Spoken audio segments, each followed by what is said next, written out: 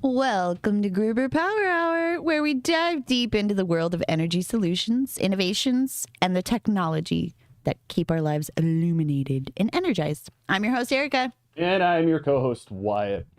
Today we're going to be exploring another critical topic, smart grids. Hold on, sorry, one sec. Ooh. Your mic is like right in your shirt and chest. Can you put it up a little bit for me? How's that? There Is that you a lot go. better? Much That's way better. Smart grids, UPS Smart systems. grids, oh my gosh. Yeah, smart grids, UPS systems, generators, and how we play into that role. Yeah. We maintain the uptime for businesses and homes alike. And, you know, to kick things off, let's talk about what smart grid actually is. Because I'm going to be realistic. Until I heard a little bit about it, I had no idea what it was. As far as the term smart grid. And, you know, we often hear this term just kind of thrown around, but it's critical to understand its significance in our daily lives. Right. Yeah, a smart grid, not glid. Oh my gosh. Smart grid We can't is talk today.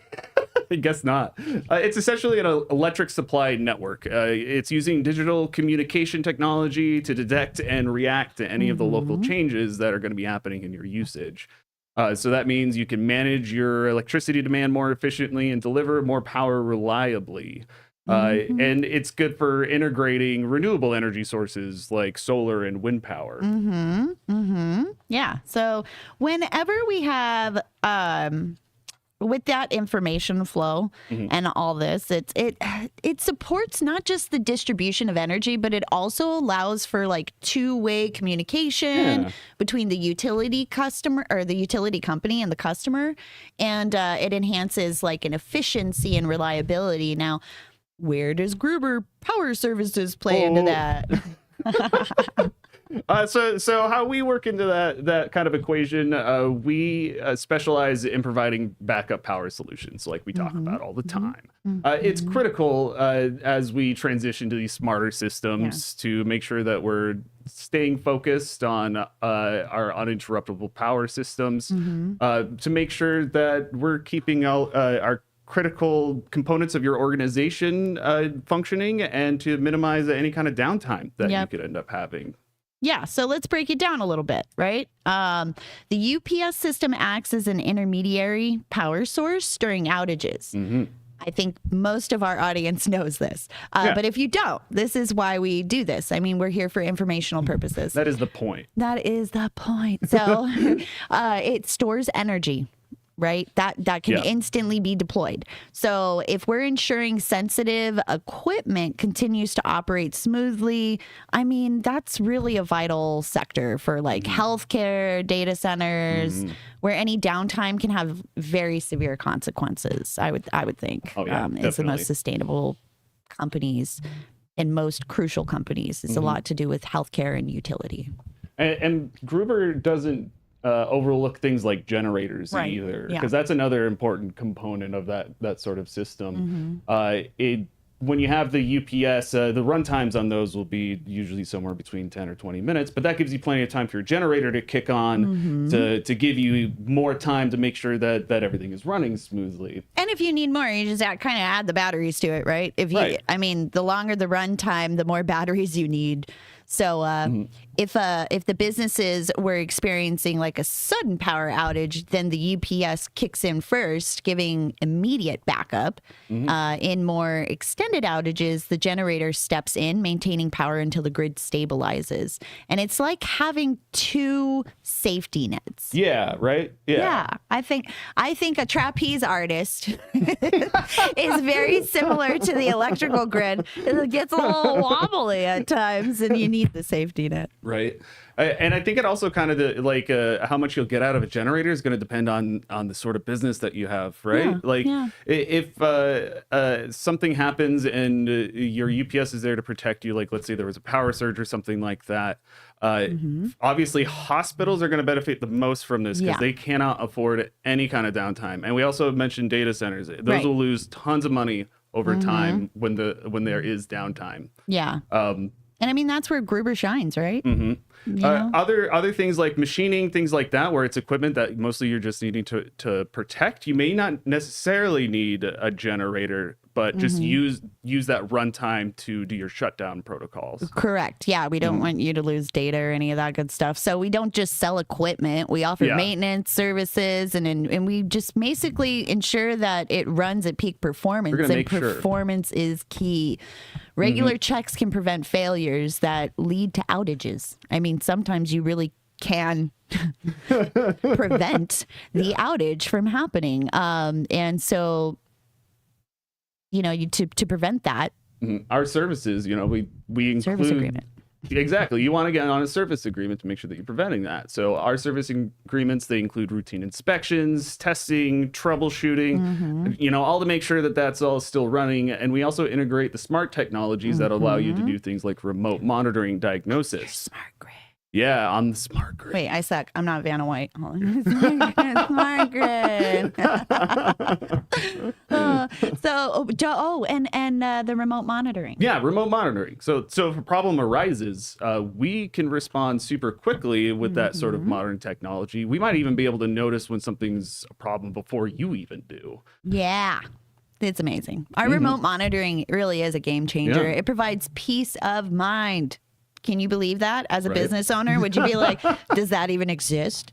But ultimately, yeah, peace of mind. And I mean, imagine being able to monitor a system from anywhere in the world and have Gruber give you a call and be like, hey, we need to send somebody out. Or even let's say you had an office on the East Coast right now getting hit by a storm. You know for sure whether or not something is going on with your utilities because you're able to monitor that kind of thing remotely.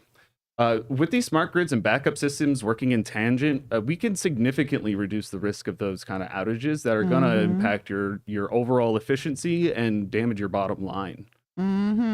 Yeah, because what about environmental aspects? People have asked us before, and whether or not we're efficient. And then with the rise of smart grids and energy efficiency, it just really happens in peak times.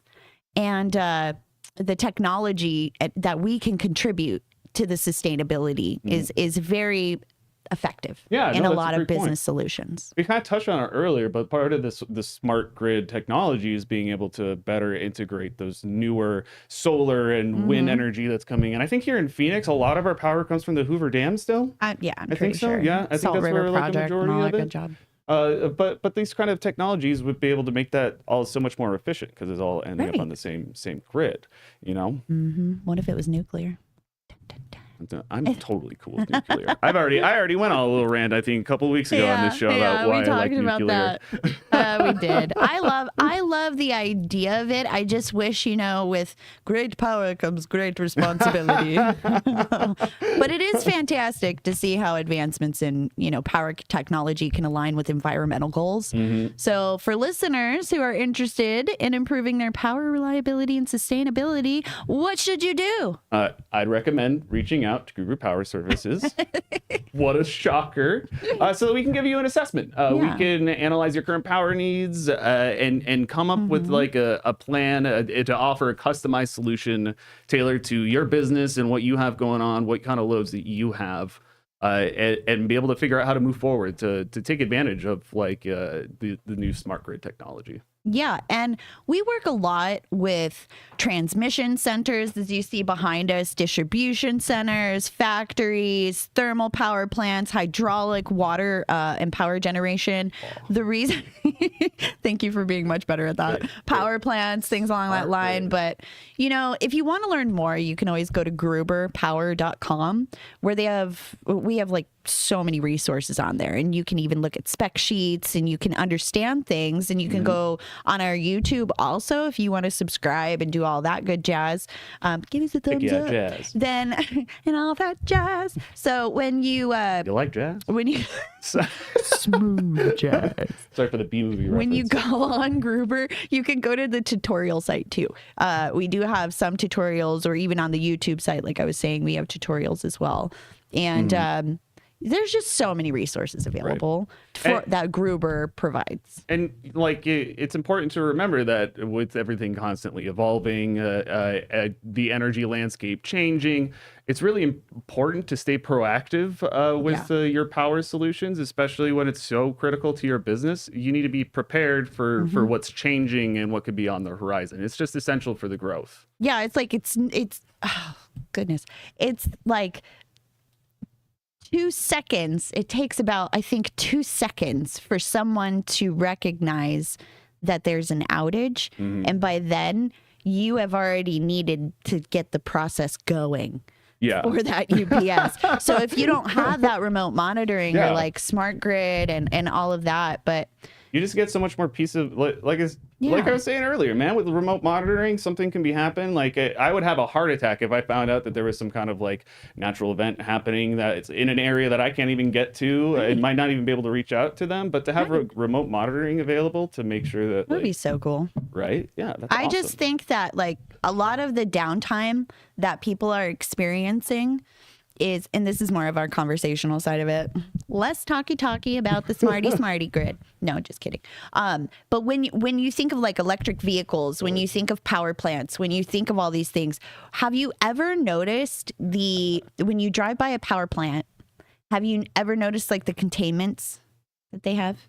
Have you containments? Yeah. Have you ever gone to the APS power plant site? Have you ever been toured through it? No, actually. You can do that. You can do that? You can do that. I should do that. I've been here. I've lived in Phoenix my entire life, and I've never. Yeah. That'd be neat. I'm yeah, down. I love think we that need kind to of thing. contact that. I think you and I need to do a site visit just to see the power plant. I know I'm they'll actually let me so go on game there for again. that. Yeah, let's do that. Yeah. APS, shout out. Hey. Or even SRP. SRP has an even larger plant over, but I believe it's in Mesa. Or even if you just want to show me cool things, like cool machinery, I will just come to your business and be a nerd and check it out. I'm not gonna lie. I really just like learning about the smart grid system, not just the system, but the intricacy behind it. It's really fun to see that something so small can provide so much. It is easy to generate power. It is. It's easy to generate it. It's even easier to hold it. Yeah, and it's getting easier and easier like every year. And it's one of those things when especially I saw the topic today was going to be a smart grid. It was like, I hadn't considered about smart technology in the grid, but if I found out that there wasn't any, I would have been sorely disappointed. You know what I mean? Like it's like if that kind of infrastructure isn't getting like implemented, that would suck. Oh, we got a hello. We got a hi on Instagram. And Opal 121. I think it's notable. I'm just kidding. Whichever it is. Hello to you too. I'll give you a little wave. Oh, and thank you, Gruber Motor Company. It is a great topic. It's a fun topic. It's so when we come on here, we're not like 100% prepared for a long drawn out conversation and tutorial all the time. We like to keep things very conversational. So if you have comments or questions or anything like that, please, we love interacting. I can just sit here and talk nonsense forever, basically. Forever. I remember really had to. When I first started at Gruber forever and a day ago, it makes me feel like old. But when I first started here, and like Pete was talking about capacitors, and he was talking about the power grid, and he would sit in this class with us, and it really was a class. Yeah. And he put you through his engineer mind, and he would go through it, and he would keep going. And the more and more, it was just so captivating. Yeah. To watch and understand the electrical system. And until I had worked here, I had no idea about electricity, really. I was like, flip light on, flip light off. Why isn't it working? Call power company. Like, that's all I understood. But then, I now understand what a breaker box is and what it's for. I understand what these line grids are and how to read them. I understand what the capacitor is for and the intricacy of a battery and how to even take apart a battery efficiently and recycle a battery. And then all the parts of the UPS. There's a company that recently moved to Arizona. It's a Taiwanese company called I think it's TCSM TCS, TMI? No, that's too much information. TM. Something like that. It's an acronym with the TSMC. I'm pretty sure it's TSMC. And, or TCS. I don't know. I'm sorry, but they're a microchip company. Yeah. And we work with them a little bit. And one thing that I learned when I was watching them build their building, TSMC. TSMC, thank you. So when I was watching them build the building, which is over by the waste management site, you can I was watching the electrical get put in. Dude, it's crazy to watch. I've also been kind of key because it's located just north of where we are, like off of the I-17. So like I've passed it a ton of times. It is crazy to watch them go. Yeah, but the fiber optics, even that's me. It's going to be like such Fiber a modern. Fiber is amazing. Like if you're efficiently using it. Now here's the thing: there's a single break in the line, then and it's over. That's it. That's exactly what I was going to say. That and been unfortunately my experience with using fiber when I did it in AV because it can be used for all kinds of different applications. From we got data. questions. Oh, what's all connected to the smart grid? Okay. Well, literally everything behind me is connected to the smart grid. It's everything. Everything that communicates to power or anything that needs to generate power is going to be connected to a grid of sorts. Yeah. And then there's another question. How important is it to be connected to the grid? Well, unless you're off grid. If you're off grid, power to you, I guess. Yeah, but that's going to be tough. You can generate it with water, but how important is it? It's extremely important. Yeah. When you are running a business. Now, do you have to be connected when it's residential? Not exactly, because you don't have to generate as much power to your home. You can do that more like solar and wind. But again, solar and wind are also connected to the smart grid. It's also something I would like because your service provider may be different in different areas. You know what I mean? You may not like them. Right. Pull up the grid for you real quick. Whoa. Oh, yeah, that's a bit better. Thank you. So we've got offices, So one thing, when I was working in logistics, like dock doors don't even open if there's no power. You can't manually open these doors because they're just too heavy. Oof. Those dock doors are like, I want to say it was like almost 500 to 700 pounds. So one person working in the warehouse is like needing to pull it up with a forklift. Maybe they could do that, but then they can't print the bills of lading. Then they can't, just simply get a truck in, get a product out.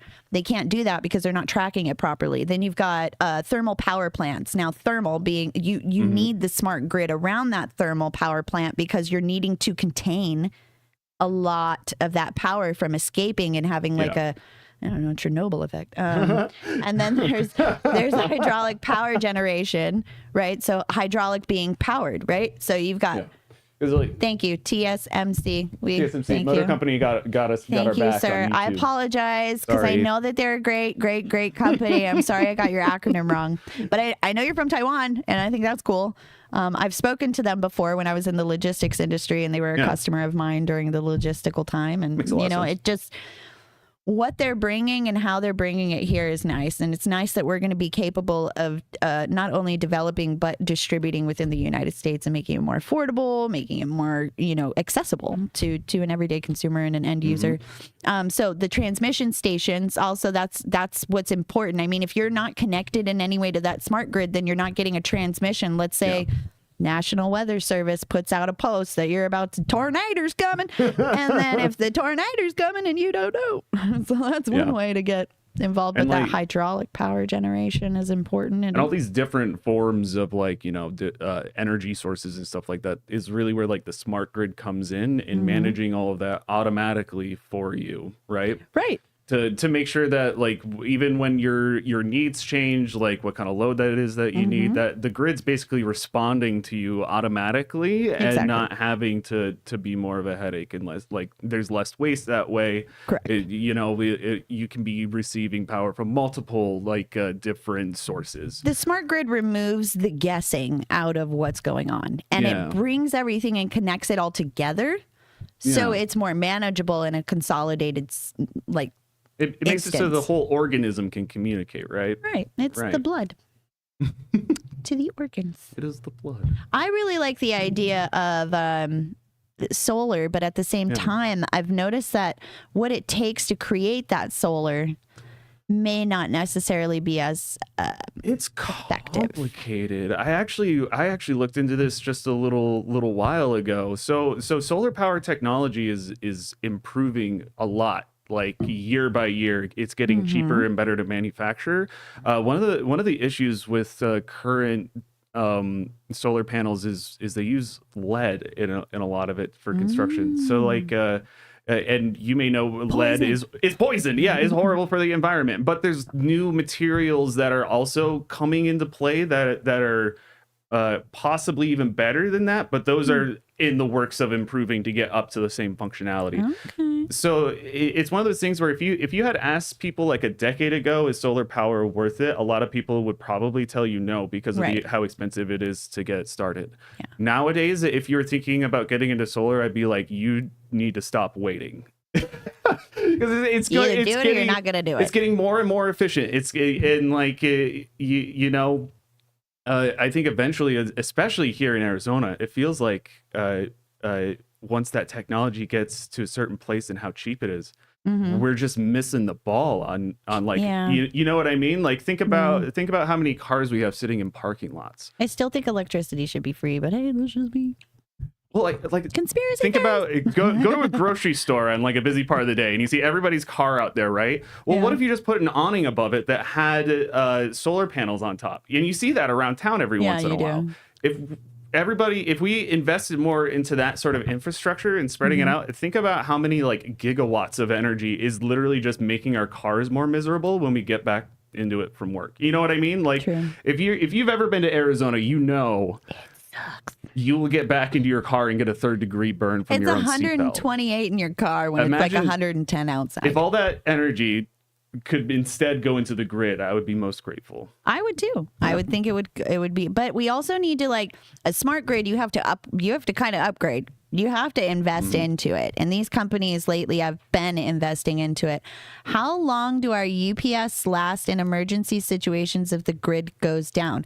Again, totally depends on your batteries. It's going to depend on the state of your batteries, the load that's currently on it. Yeah. When I usually shoot for trying to get about 20 minutes, which is actually pretty good, between 10 and 20 minutes of runtime during one of those emergency situations when the grid is down. Yeah. Yeah. And if the grid, how important is it to have backup power for when the grid does on a local business level? Ooh, I would say it actually is super important. Yeah, because like it's going to protect if you're for your customers, right? If you're a local business, smaller local business, and like let's say you have a lot of your documentation and business files on a computer that's in your office, you should. Even if you're like a really small business, you should probably get like a little, at least desktop unit, right? Yeah. Because when one of these emergency things happens, a surge protector, because one of these emergency events happens and it could just fry all of your records like immediately. Yeah.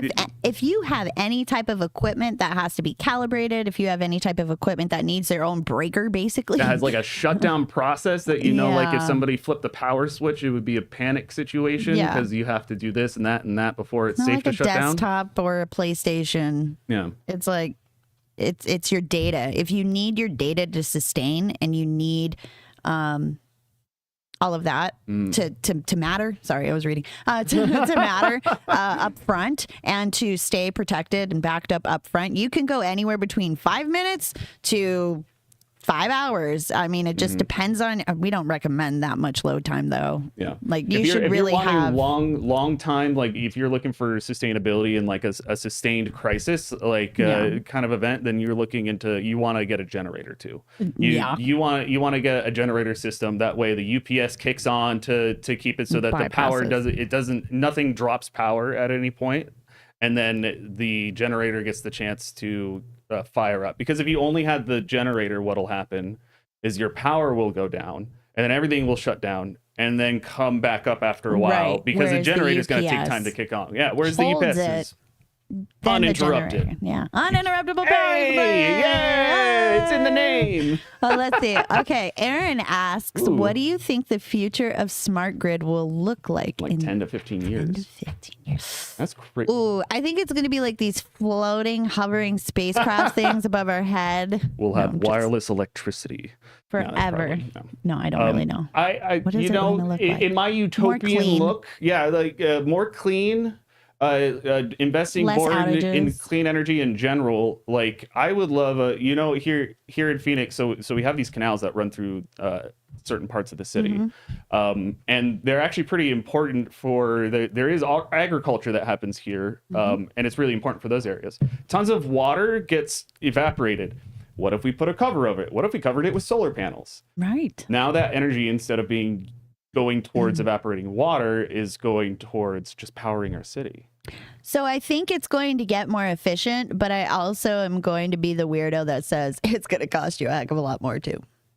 You think so? I do. I think it's going to trend. I don't know. I've just seen too much greed with power. Yeah, so it's hard for me to agree that it's going to be more cost effective. It might be more cost effective for the company, but I don't know if it's going to be more cost effective for me.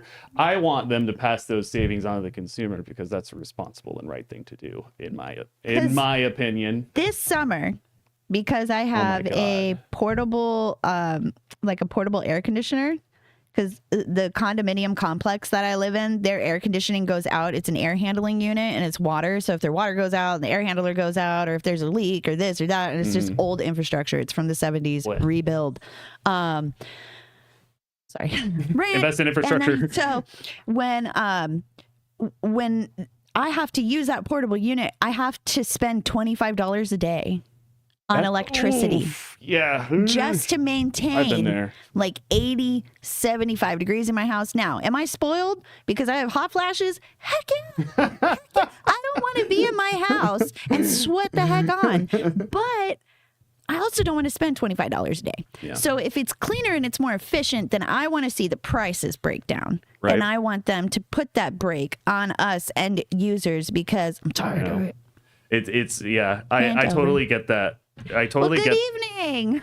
Yeah, good evening from TikTok from Abdul Altayef. Yeah, that's a great name. I like that. I forgot what I was about to say. No, that's okay. You only have 4 more minutes to figure it out. 4 more minutes to figure it out. Oh my gosh. What were we just talking about? Oh my gosh. Oh yeah, heat in Arizona. I've gone through so many, our electric bill skyrockets every year, right? Like it's freaking awful. Yeah. I wish I don't own my house right now, but if I did, I would be getting solar panels on the roof because I've heard that especially in those summer times, because we get so much sunshine. You don't have to shovel it, but it will give you skin cancer. People from outside of here tell me that. Yeah, people tell me whenever I talk about wanting to live somewhere that actually has weather that's not like Arizona, they're like, but you don't have to shovel sunshine, you gotta shovel snow. And I'm like, but I get sunburns. I don't want to shovel anything. I just want to go to work. Yeah, I just don't want to melt, when I go outside. It is getting hotter and hotter more frequently than May. Like it used to be deep into May, it would get really hot here, but it's starting to happen like March, April. Triple digits in October this year. Yeah, it was. That was stupid. Last week was 108. It's beautiful today. And now today's like 50. Today's like tonight. 50. I can't wait. It's going to be 50 tonight. And I'm like, this is why we all die of pneumonia every year. I don't know. Or some flu. It's just hot, cold, hot, cold, hot, cold, hot, cold. It is a struggle, especially in a lot of parts of Phoenix, because you really don't get a choice in your utility provider. No. And they are okay with raking you over the coals because where else are you going to go? Yeah. And what are you going to do? Not have air conditioning in the city that gets to 120 degrees? That's the situation that you're in. Which is why getting your own panels is an idea that I like, because then it feeds into your... I like that idea, but the investment is so heavy right now. That's the only thing I think most homeowners see as the downfall of it, because it just costs so much money initially to get it going and get it installed. And there's so many scams out there for solar panels. It's crazy. There's I think it's because it's been an exploding industry that there's a lot of people are going to try to low effort get in on it. You know what I mean? And I remember going to a job interview prior to coming to Gruber, and it was for a solar panel company, and they put this ad out there on Indeed that you had to come and do an open interview between this time and this time. And they put the description as like an office setting and making calls and doing this and that. But then when you get there, they do like this orientation meeting, right? This is a scam interview is what I call these. Oh, no. They put everybody in one room and then they feed you their spiel about how you're going to go door to door and sell solar panels and that you get commission only. Yeah. And it's like, first of all, you scammed me to get in here. You had to lie to me to get in the door. Now you want me to scam others. Right. You had to lie to me to get here. And now I'm going to go. No. I don't even think the solar panel's going to go. Have you ever, like, back in the day, ordered a magazine from someone in a parking lot? Never. Or a CD? Not once. I was stupid enough to when I first moved here. I gave that kid like $30 back in early 2000 for nothing. Oh, that's a lot. Nothing. I never got the $2,000. CDs. I never got the magazine. I was like, is this a scam? When I called my mom back home, she was like, duh. She's like, you could walk into Zia Records and buy a record and a magazine. What are you doing? I'm like, oh, that's true. So I guess really it just depends on you whether or not it works for you or not. Yeah. And I feel like that's the smart grid today, guys. I feel like so. if we invest enough into the knowledge of what the smart grid can provide you in your business and provide you, even as an engineer, just kind of understanding the technologies and the innovations and how it's merging into your area. Smart grid. This takes 110% of my focus, by the way, to try to line my hand up. But like Vanna White, smart grid. I'm going the wrong way. I know. You have to think backwards. I can't. That's us today That's us at Gruber today. Power Hour. I'm Erica. And I'm Wyatt. You have a great weekend. Have a great weekend.